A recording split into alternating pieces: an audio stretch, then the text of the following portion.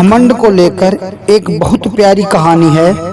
एक बार श्री कृष्ण द्वारिका में अपनी पत्नी रानी सत्यभामा के साथ विराजमान थे।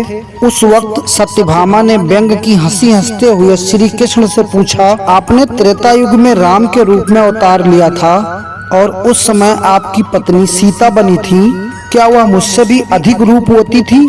श्री कृष्ण सत्यभामा का प्रश्न सुनकर कुछ कहने ही वाली थे कि गरुड़ ने भी उनसे प्रश्न किया, प्रभु क्या कोई इस संसार में है जो मुझसे भी तेज उड़ सकता है?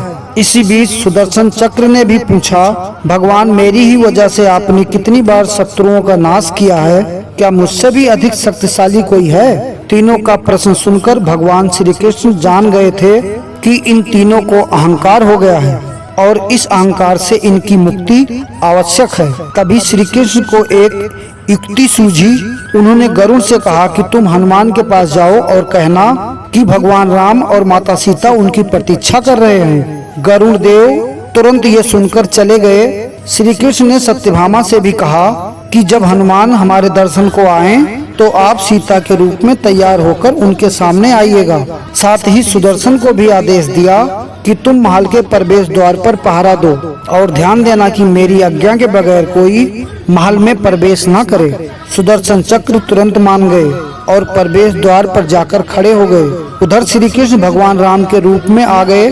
दूसरी तरफ गरुड़ देव हनुमान जी के पास पहुँचे और उनसे कहा, हे वानर श्रेष्ठ प्रभु श्री राम और सीता आपको द्वारिका में दरबार में बुला रहे हैं, आप मेरे साथ चलिए, मैं तुरंत आपको पहुंचा दूंगा। हनुमान जी ने सादर भाव से कहा कि आप आगे चलिए बंधु, मैं आता हूँ। गरुड़ देव ने सोचा कि हनुमान जी तो इतने बूढ़े हैं, पता नहीं कब पहुँचेंगे। मैंने तो अपने प्रभु की आज्ञा का पालन किया, अब इन्हें जब भी आना होगा तब आएंगे। ऐसा सोचकर वो उड़ चले और जैसे ही वह द्वारिका पहुँचे तो उन्होंने देखा कि हनुमान जी उनसे पहले ही वहाँ पहुँच चुके हैं। गरुड़ का सर लज्जा से झुक गया। हनुमान जी आगे बढ़े तो श्री कृष्ण को राम के अवतार में देखकर प्रणाम किया। कृष्ण ने कहा, हनुमान तुम अंदर कैसे आए? क्या किसी ने तुम्हें द्वार पर रोका नहीं? इस पर हनुमान जी ने अपने मुख से सुदर्शन चक्र बाहर निकाल कर रख दिया। हनुमान जी ने कहा, प्रभु आपसे मिलने में भला मुझे कौन रोक सकता है?